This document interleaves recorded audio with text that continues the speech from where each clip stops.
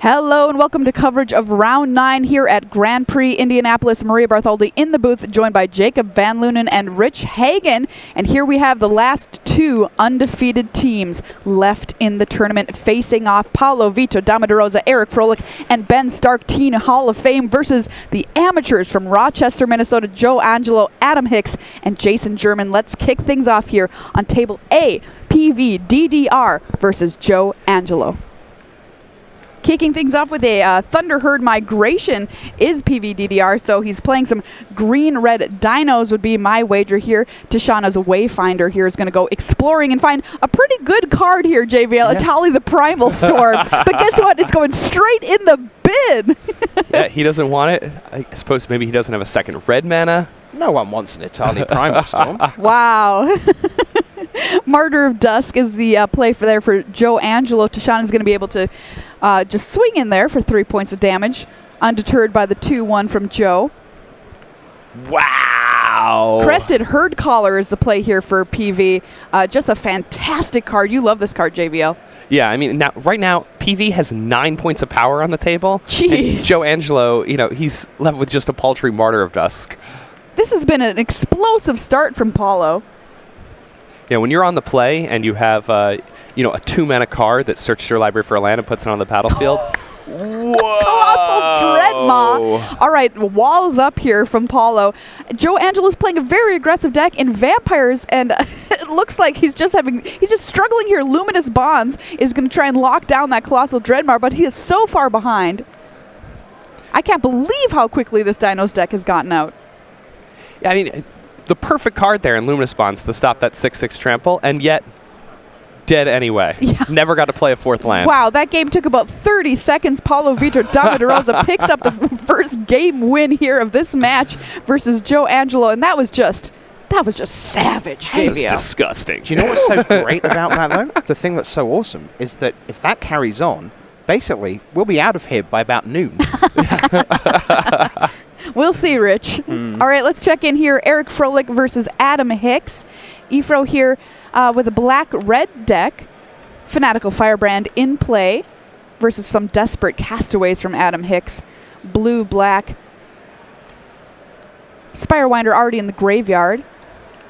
An interesting Hicks. attack. Adam Hicks really got to think about what Eric could have in that situation. If you see a Fanatical Firebrand swinging in versus your 2/3, you've got to be pretty suspicious. Yeah. All right, no play there from Hicks, so it's going to just pass right back over to Eric Froelich. Yesterday he played blue-green Merfolk. Today, red-black. His Merfolk deck was a little bit slower than one might want it to be yesterday, but he really made it work. When we watched him play, it was just incredible. Those are some matches I would point people back to if they want to watch some interesting stuff from yesterday. Is anytime we had Eric Froelich on camera, coming from behind, stealing wins out of kind of nowhere, thin air. Yeah, Reaver ambush here. We'd be watching it, and it would look like there was no chance of him winning, and yet wow. We're behind. Reaver ambush and a Skullduggery there from Eric Froelich to save his creature. That's kind of cool. Yeah, nice interaction there. Skullduggery kind of being used as a dispel there. Which spell? This one. Yeah. Once again, no play from Hicks. Priority back over to Eric Froelich, who swings in with the Frilled Death Spitter. Desperate Castaway is going to jump in front. Efro's fine with that trade. Hicks will take 2 in the process thanks to the Enraged trigger from the Death Spitter. Followed up with a Swaggering Corsair. Enters as a 3/3 thanks to Raid. Yeah, just a vanilla 3/3. Still quite good for 3 mana in a format that's dominated by 2 power creatures. Still a trained Armadon. Absolutely. He looks just like a trained Armadon as well. Another Desperate Castaways for Adam Hicks. Can attack. No treasure yet, anywhere to be found for this these 4 pirates. Swaggering Corsair is going to hit the red zone for Froelich. Desperate Castaways blocks a trick here. Moment of Craving from Adam Hicks. And that's going to take down the Corsair. And we've talked about this card, Moment of Craving, as being a pretty high pick if you're going out and drafting. Yeah, I think it has kind of proven itself to be the premier common removal spell out of Rivals of Ixalan. Headstrong Brute, the follow-up play for Ifro, so another 3-3 for 3. You can kind of get a picture here of what his deck is trying to do. Yeah, you can get a picture here. It's on the right there. There it is.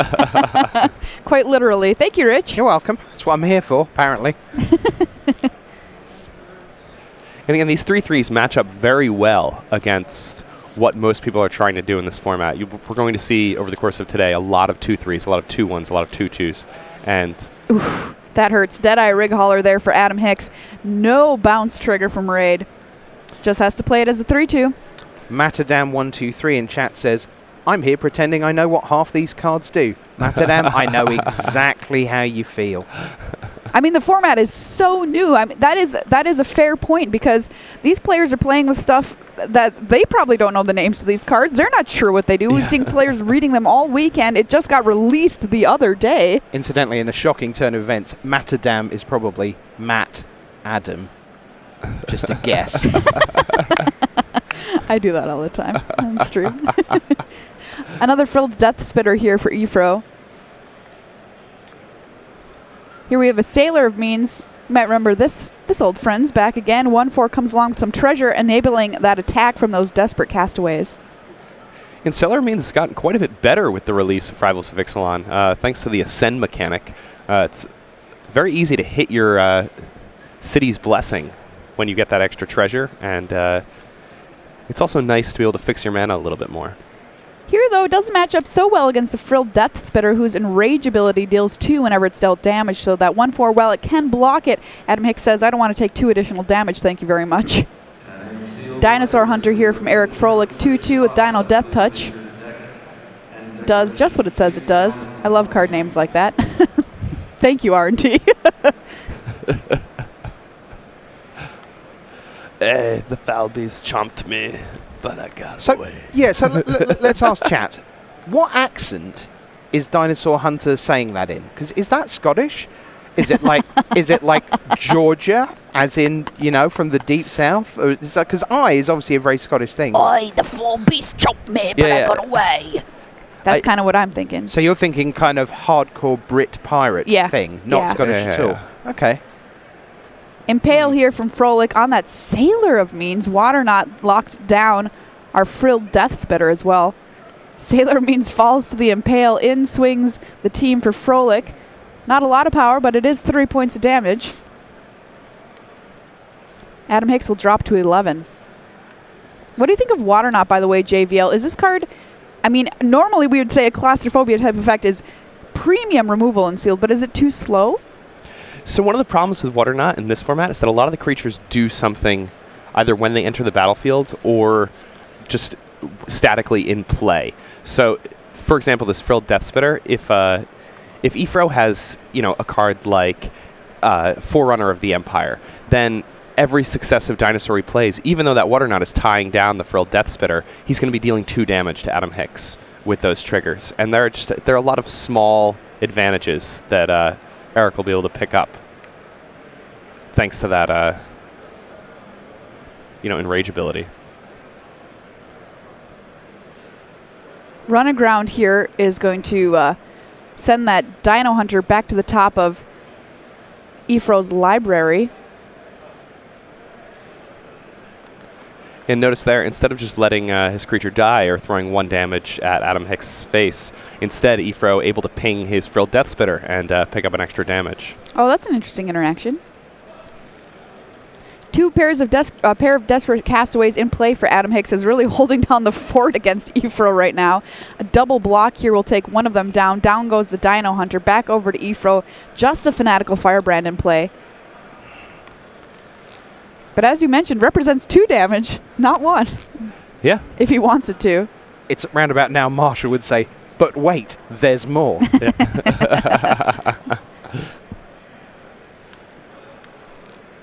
Captain's Hook here from Eric Froelich, one of my favorite new cards in the set. The Goblin was already a pirate, but if it wasn't, it would become one. Good form, Peter, good form. There you are, Peter. Equipped creature gets +2/+0 in Menace and is a pirate. I love it. Julia Roberts and Dustin Hoffman here in the commentary booth with you. When we were kind of deciding what new card should they print in Ixalan, I was really pitching Pirate Hat, which turned any creature into pirate, but I think Captain's Hook is actually better. Run home, Jack. Run home, Jack. In comes a Fanatical Firebrand, equipped with its Pirate's Hook. That's got to be terrifying. Yeah, and Adam Hicks, he's got to wonder what's going on here, right? Because he has the double block available to him. Okay, so Eric just going for a trade there with the Castaways. Now, again, abusing this menace ability on the Captain's Hook. Yep. He's just going to play a Grasping Scoundrel, which is going to get a Captain's Hook as well. That equip cost of 1. Pretty helpful in this situation when you're just play 2 mana. Spirewinder here for Adam Hicks. And it's hard for Adam Hicks to turn the corner and start attacking because, the menace ability from the Captain's Hook means that Eric can kill him very easily over the course of just 1 or 2 turns, depending on what's in his hand. However, because Adam Hicks is going to make these treasures every single turn with the Deadeye Plunderers, before long, that Deadeye Plunderers is going to be so big that Adam Hicks will have a 2-turn clock of his own, at which point he can probably turn the tide and start attacking. Yeah, it makes me feel like Eric Froelich is just trying to get in as much damage as humanly possible and then drawing Unfriendly Fire. I'm not sure if he has any in his deck, but a deck like this usually wants a couple of that at its top end if it can find it. An attack there with Spirewinder drops Eric Froelich down to 13, by the way. Skittering Heartstopper is to play from Adam Hicks. So he does have 2 blockers back to deal with that Grasping Scoundrel, which has menace thanks to the Captain's Hook. Yeah, and no Unfriendly Fire here for Eric. Right. In comes the Scoundrel anyway.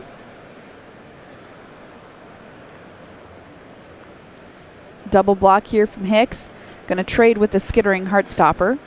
Westab in the chat asks, where is this aggro format I keep hearing about? Answer, Table A, where they're already at 1-1, 11 minutes into the round. That's insane.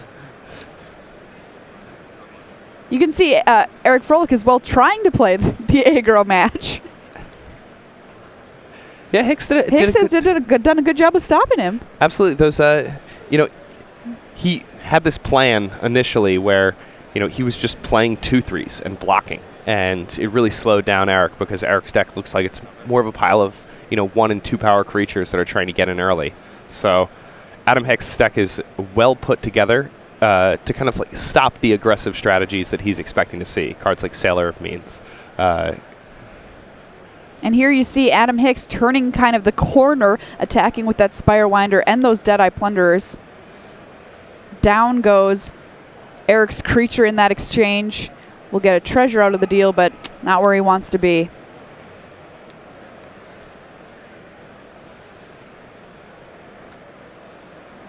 Impale here from Eric Froelich. That's the second copy we've seen him play so far this game. Windstrider will flash in for Adam Hicks. Yeah, where's Revel in Riches when you need it? Yeah. Isn't one of me enough? We're reveling in Rich up here today in Good Morning Magic, I'd say. Wow, another Impale. That's Impale number 3 for Eric Froelich, taking down that Spirewinder. And he had to do it. He's only had 4 life. Yeah, if Hicks, draws a few lands in a row here and the top of Eric's library is kind to him, Eric could come back from this situation, despite it looking really, really, really bad. All right, he froze that 1. Yep, he's got to scoop him up. Adam Hicks takes game 1 there versus the Hall of Famer Eric Froelich. Team Amateur versus Team Pro, the only 2 undefeated teams left here in the building. So after that first 43 seconds in which Paulo won game 1, things have gone pretty well for Angelo-Hicks-German. We're going back to game 3 of Joe Angelo against Paulo Vida Damo de Rosa, where a double block is happening right now on, if you like, 1/2 of a Crested Herd Caller. Sun Sentinel, a nice little 2-drop as well. Here's one of my favorite 4-drops in the format, though, in the form of Needletooth Raptor. Oh my wow. goodness. So this is absurd. Because of the double block, there was already 1 damage on the Sentinel there. So the dual shot able to finish that off. And then the Needletooth Raptor, when its enraged trigger happens, it deals 5 damage to target creature. So able to deal with it, just able to deal with Joe Angelo's flyer there. That was sweet. A beautiful 2-for-1 off a card that's just usually relegated to your sideboard. Yeah, I've seen people main decking dual shot, and I think they're right. I think they're probably right. I mean, in theory, it's a 2-for-1 on its own, potentially. I mean, that's what it's designed for, isn't it? So to see it now here doing this is pretty sweet. All right, Forerunner of the Legion here for Joe Angelo. We've been talking about these Forerunners all weekend. We'll see which vampire he wants to put on top of his library. And that was really important, too, to get that Sadistic Sky Marcher off of the table. It has lifelink. Yeah, and especially with that Forerunner, that lifelink could be really, really hard for Paulo to race. No, Rich, not of the Empire, of the Legion. Okay, sorry. hang on. We'll try and rein him in here, everybody. The Empire one, that's the good one. That's my favorite one. No. Not this one, Rich. The Coalition. Oh, my God. Okay, I found it. It's all right. It's all good. All right, It's all good. right. Here we go. No, that's not it. This is it. Here we go. And that one. Nope, that's still wrong. That's Still the wrong. merfolk. Okay, I give up. What's the next thing out? Vampirish Visionary here, Dusk Legion Zealot. Coming into play, drawing a card, losing a life for Joe Angelo. One of the more elegant nicknames. Okay, I've is come that up one with. right? That's right, Rich. Marvelous. Well done. And you know what's particularly impressive in Game 1?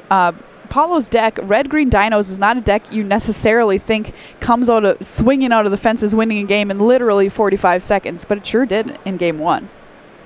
I mean, and he had something to do with 4 mana on turn 3, something to do with 5 mana on turn 4, a Crested Herd Caller at that, and then on turn 5, he had a 6/6 trample in Colossal Dreadmaw.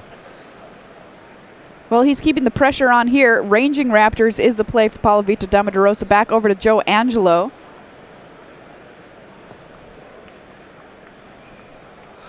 The Zealot there, trying to find answers. How many Dusk Legion Zealots would you play? All of them. Wouldn't you, All of them. I mean, genuinely, every single one. you'd certainly play 3, right? Keep going higher. Okay. I'll take the over. No, but you're surely not, because teams is where you could do this. You're not going to play 5 or 6 of those things. They are 1/1s for 2 in an aggressive format, where you lose life as well. If you have cards like Legion Lieutenant, if you have cards that make vampires matter, if you have cards like Forerunner of the Legion, I mean, it's a lot more than a 1/1 for 2 mana. Like, it's creature type matters. I mean, he put it on top right with that past Forerunner, didn't he? I believe he did. He's searching them up right now. Chat, you should know that Vinther47 is a very unkind human being who has just said, Rich, can you please show us your favorite basic lands from 7th edition? Vinther knows that I'm running Card Viewer. Martyr of Dusk is the card Joe has chosen to put on the top of his library, by the way, which is not, an all-star vampire card. We're not seeing an Absurd Bomb. We're not even seeing a flyer here in this case. Just a 2/1, which is a good blocker against PV's deck. I mean, he recognizes he's playing defense right now. He needs to turtle up. He needs to stop PV from running him over. He's at 6 life. The fact that he has the pair of Forerunner of the Legions means he's really good at counterpunching right now. So if PV does go all in with an attack like this and he's able to survive, there's a good likelihood that he'll be able to swing back and maybe even win. All right, here we go. Swinging with the team for Paulo Vítor Damo de Rosa. Joe Angelo has got to line up some blocks here.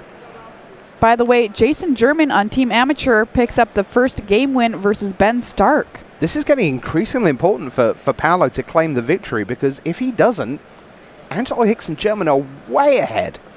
Way ahead. All right, a block on that Needletooth Raptor means that Joe's board is going to be wiped out. Ravenous Daggertooth to follow up from Paulo. Handshake. Yeah, this is not looking good. Yeah, Paulo now 5 lands in play. Been stuck on 5 lands for a couple turns. In his hand, Italy. Really? Martyr of Dusk, Luminous Bonds. I mean, that perfectly reasonable cards, but It's going to buy him some time, but we know that the clock is ticking. The Atali clock. And Paulo can just swing in. Doesn't really care either. Yeah, an attack from Paulo will... Itali's quite near to Sepane, isn't it? Oh, boy. PV may just attack with the ranging raptors here, actually. Really? Yeah, I think that attacking with the dagger tooth doesn't really seem like it's worth it.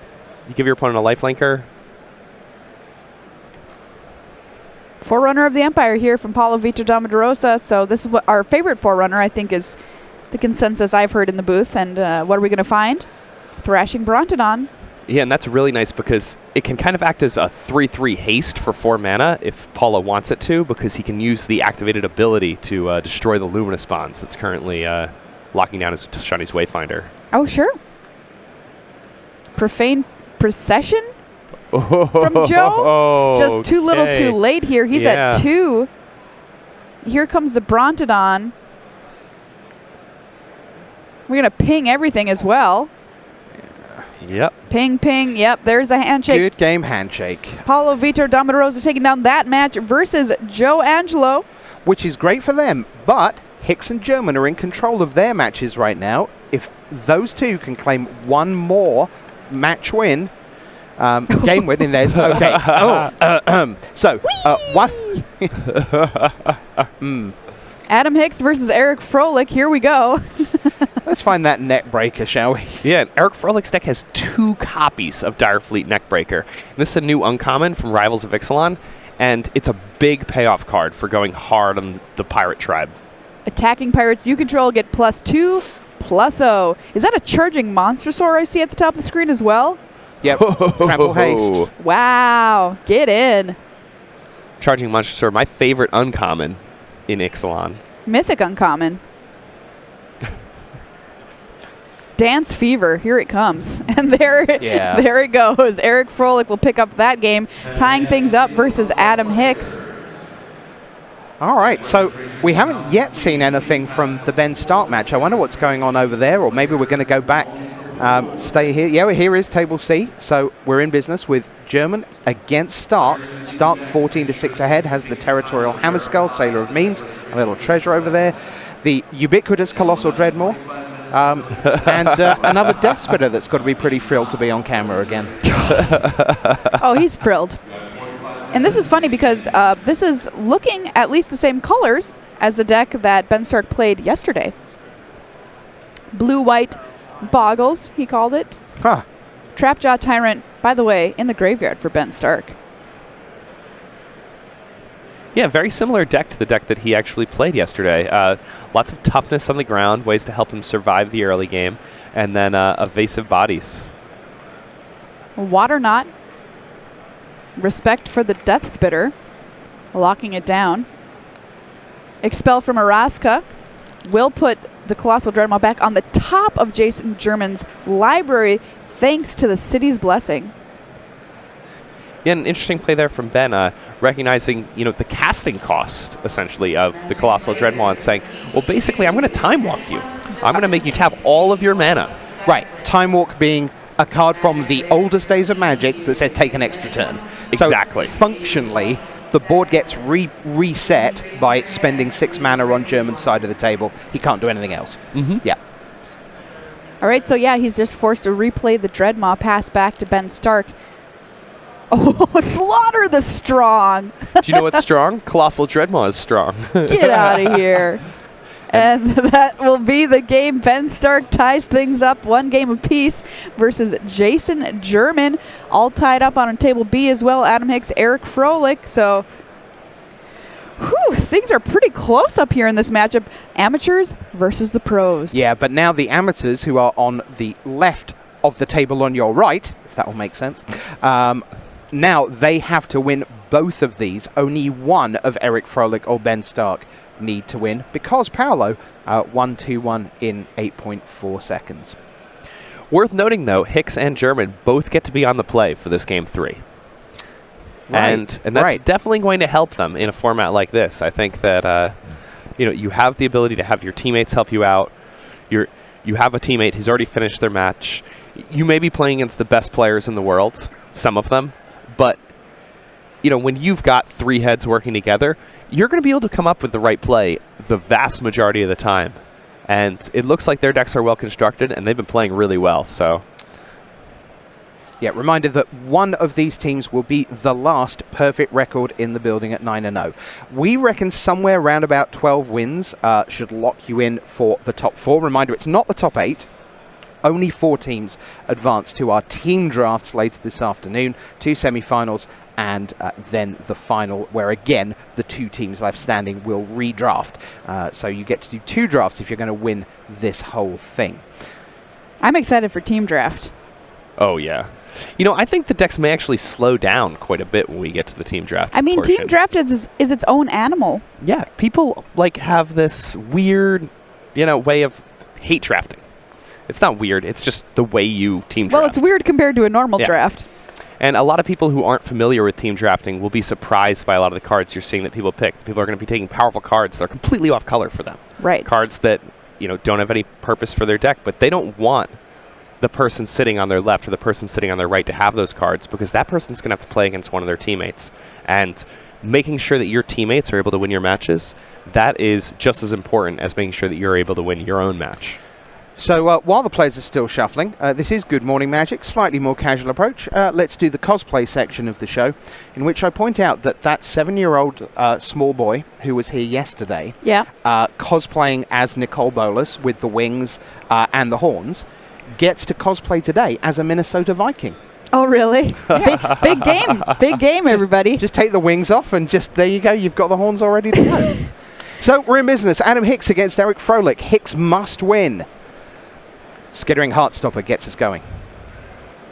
Yeah, and that's not a card Eric wants to see across the table from him when he wants to be swinging in with no regard to what Adam Hicks is doing. Early board presence for Hicks. Looks like Eric Froelich has a copy of Ravenous Chupacabra in hand. Oof. And it looks like he has 2 of those in his deck, actually. Yeah, Team Sealed allows for some pretty nasty builds involving the Chupacabra.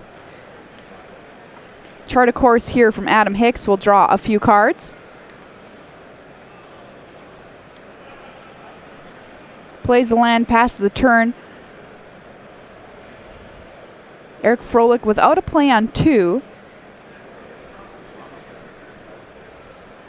His deck well set up to play creatures that early.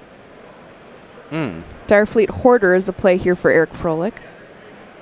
2/1 when it dies, make a treasure. An oldie but a goodie from Ixalan.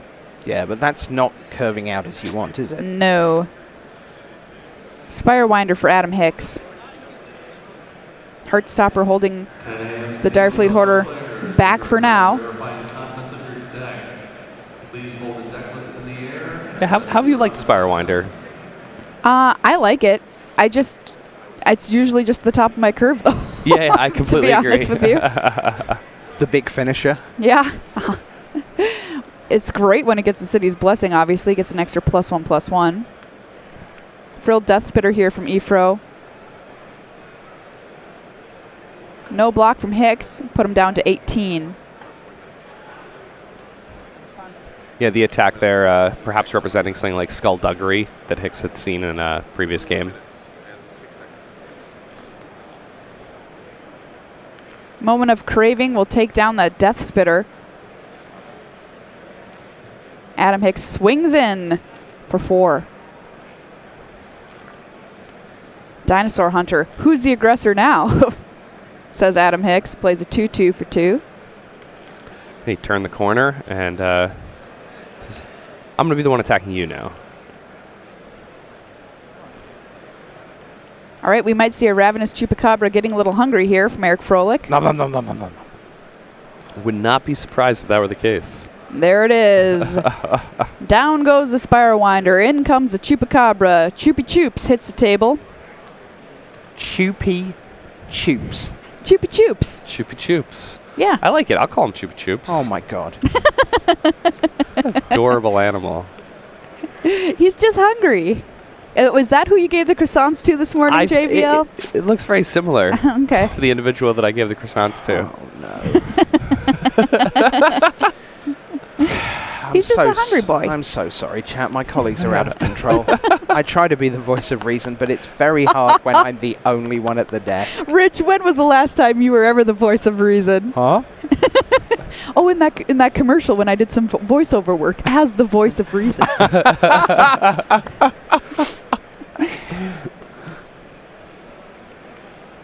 All right, Dire Fleet Netbreaker here for Eric Froelich.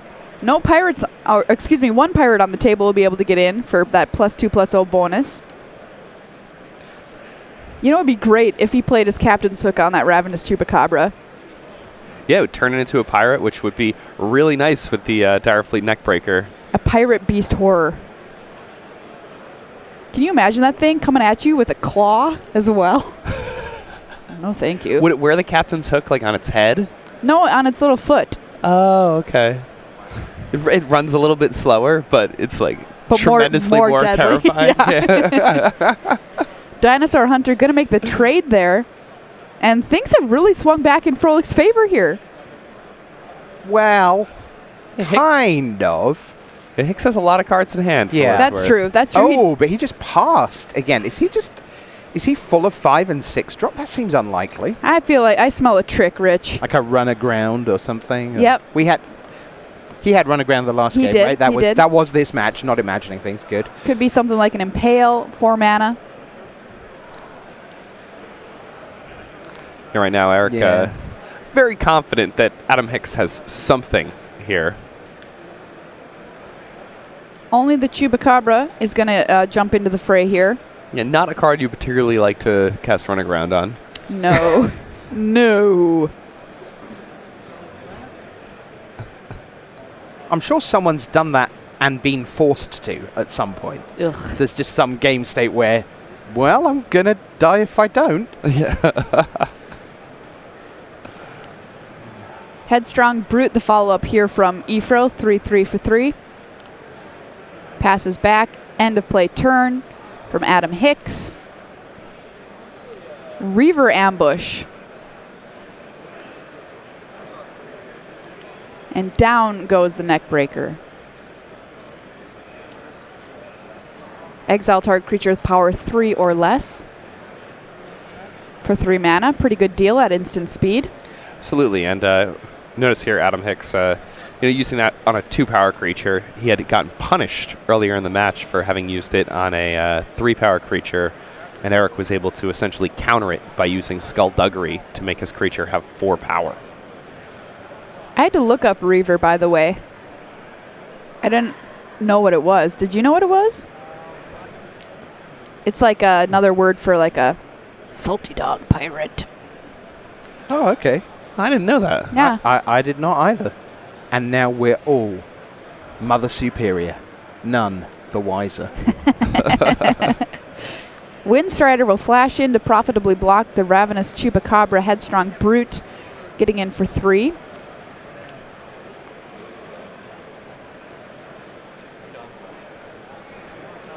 Looks like that's an Impale, not a Recover. I think he revealed the wrong card. Maybe he showed him the other card in his hand. He just dropped his hand.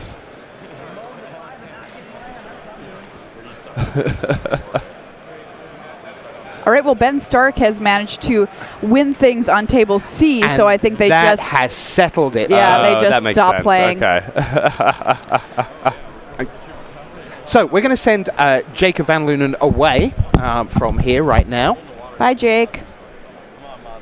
And in just a minute, we're going to have the professor here with us on the stage, which is fantastic.